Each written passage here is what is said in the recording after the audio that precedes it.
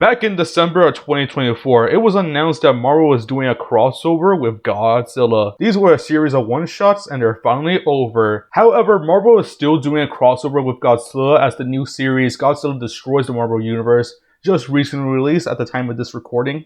In today's video, we're going to talk about Godzilla vs. the Marvel Universe, which was the series of one-shots that came out before. These one-shots had Godzilla fighting against the Fantastic Four, the X-Men, the Avengers, Hulk, Thor, and even your friendly neighborhood Spider-Man. For this video, I'm going to rank these comics from my least favorite to my favorites, beginning with my least favorite one, Godzilla vs. the Avengers.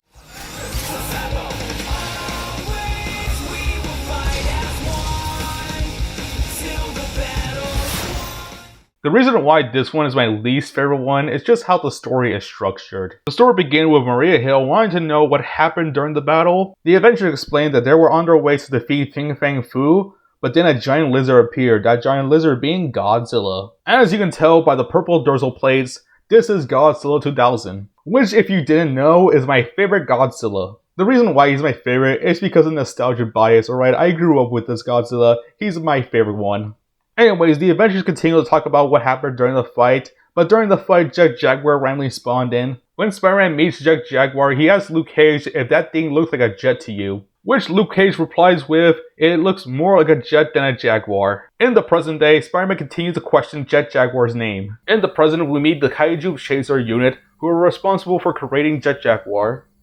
Anyways, back to the flashback, Godzilla absolutely destroys Jet Jaguar and Fin Fang Fu. In the present day, Maria Hill begins to interview Fin Fang Fu.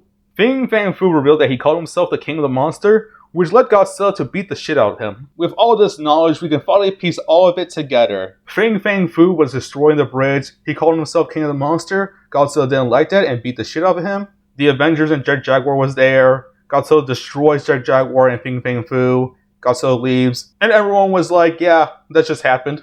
Yeah, you can probably tell why I don't like this comic. I'm not a big fan of the whole back and forth thing. The Avengers barely fought Godzilla, but there is a lot of back and forth dialogue that I really enjoy, but overall it's pretty okay.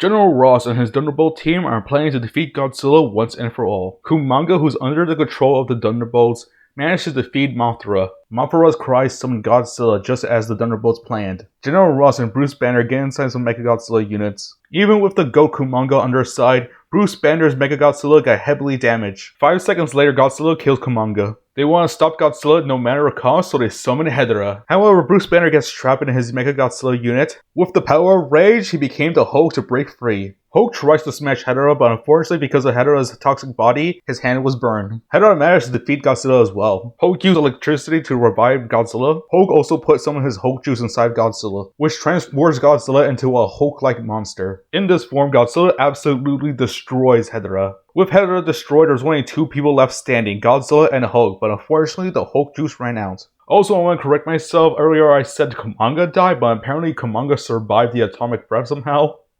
That's why he's the GOAT, for real. The reason why this comic's low on the list, well, it's because when I first read it, I thought it would be Godzilla vs. Hulk, but it's not Godzilla vs. Hulk, it's Hulk helping Godzilla. I do like the fact there's other kaijus like Mothra, Kumanga, even Hedorah. Hey, there's even Mechagodzilla in this comic. Honestly, if it wasn't for the other Toho kaiju, Godzilla vs. Hulk would have been low on my list. Godzilla was destroying a shipyard in Tokyo. More specifically, he was targeting Sugani Robotics, which is owned by Mr. Kanito. The mutant Sunfire asks Charles Xavier and his X-Men if they can help with their Godzilla problem. Charles Xavier agrees to help out, but he's planning to reason with Godzilla so there won't be any more destruction. You're probably wondering how is Charles Xavier going to talk to Godzilla? If you guessed Pacific Rim, then you are correct. No, I'm not joking, that's what Charles Xavier actually did. Charles Xavier and his X-Men control a robot by linking their minds together. The robot they control is specifically the Super Adaptoid, which is a very obscure character. However, Super Adaptoid isn't the size of Godzilla, but that's okay, they got pin particles. Unfortunately, Charles Xavier cannot talk to Godzilla because Godzilla's mind is full of rage. So instead, they shoot Godzilla with an Arctic Blast. Godzilla returned the favor by shooting them with his atomic breath. However, their battle was interrupted by a Tri-Sentinel Mecha Kaiju. The X-Men decide to help Godzilla to defeat the robot Kaiju. After defeating that filthy clinker, it's revealed that it was Mr. Kamito who actually created it. You see, during the events of Godzilla Raids Again, sorry, I mean Gigantus the Fire Monster, Mr. Kamito's dad was killed during the mayhem, so of course he dedicated his life to destroy Godzilla. The comic ends with Godzilla leaving and Mr. Kamito doing some self-reflecting. Overall, Godzilla vs. the X-Men was a very decent comic to read. Say that again? The story begins with the Fantastic Four already fighting Godzilla, and wow, the Fantastic Four are jumping his ass. Godzilla decides to leave, which I won't blame him. I would do the same thing if I got jumped by a Rock, Stretch Armstrong, John Cena, and a Pyromaniac. The story continues with Reed Richards turning the Baxter building into a giant bug sapper. Or should I say a kaiju sapper, because Godzilla gets electrocuted. Everything was going well for the Fantastic Four until Galactus decided to show off his new herald. Who could this new herald be? It's King Ghidorah. Yeah, I kinda hate King Ghidorah nowadays because I feel like he's overused way too much. They could have used Space Godzilla or Gigan, but no, they decided to choose King Ghidorah. Anyways, the Silver Surfer gave his cosmic power to Godzilla. Godzilla and the Fantastic Four team up to defeat King Ghidorah. The comic ends with a tease of Galactus coming to Earth. Godzilla vs. the Fantastic Four was the first comic released for this crossover, and it set the bar very high. You could even say it was fantastic.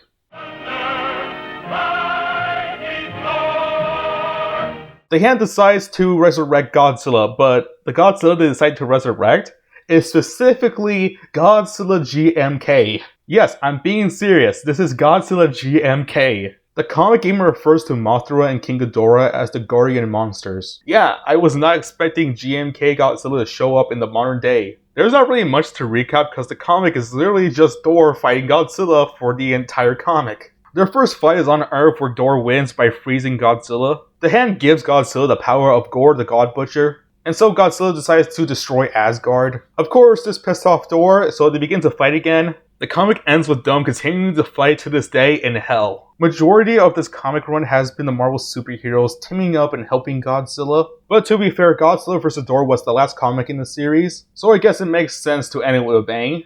However, we still have one comic left for this video, and you probably guessed it. Peter Parker is doing his usual thing of fighting crime, taking pictures of Spider-Man, and dating Black Cat. But of course, this is Spider-Man we're talking about, so something bad is gonna happen. That bad thing was, of course, Godzilla. As Godzilla begins to destroy New York City, Spidey realizes that he can't take on Godzilla, so he decides to help as many people as he can. But it turns out that MJ is back in town, which means drama. Literally in the next page, Black Cat shows up and hugs her boyfriend in front of Mary J. Watson. Man, Spidey cannot take a break, even in a crossover comic. I also like this panel where it seems like Godzilla is also interested in Spidey's love life. Spider-Man tries to lead Godzilla somewhere where there's less people. However, Godzilla roared, which scared off the symbiote. And now Godzilla has that 19 inches of venom.